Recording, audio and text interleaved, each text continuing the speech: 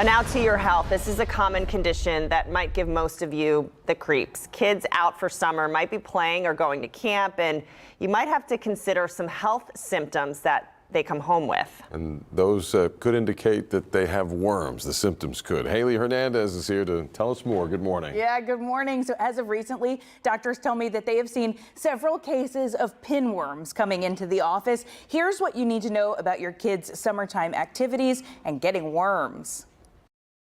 Really? Yes, that is 1,000% correct. I have seen several cases in the past couple of weeks. Yes, pinworms, they are very common in children. They also very rapidly spread throughout households. You heard right. If your child gets worms, you might get them too. How so? Let's hear from Dr. Graybill with Kelsey Siebold again. Does that spread among family members? Absolutely, it does. Usually, even whenever we treat the child for pinworms, we sometimes even treat the whole family. Fortunately, it is a one-dose medication that usually clears it up pretty quickly. There are some at-home diagnostic tests involving Scotch tape and a too gross for TV explanation, but let's just say a doctor might be best for this kind of semi-harmless condition. So if your child is telling you that their rear end is a little bit itchy, either take a look or let your pediatrician know, and they might need some medication. You see it in children that share, say, sandboxes, again, kids in daycare, kids that are using their hands to eat and may also be touching other things, touching other children, a lot of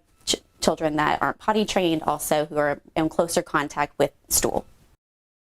So that means that if you're ever told this is going around a camp or your daycare, be vigilant, get it treated before everybody in the house gets it. And also a good reminder to tell your children to wash their hands. I know, easier said than done, right? But that's really the best way to avoid transferring unwanted things like this. Haley, can you get pinworms from walking barefoot or walking at a pool? Yeah, that's actually a super common question. It's so common that the CDC addresses that, but they do say that it is unlikely to get this infection from a public pool, and I talked to Dr. Graybill about it, and she agreed too.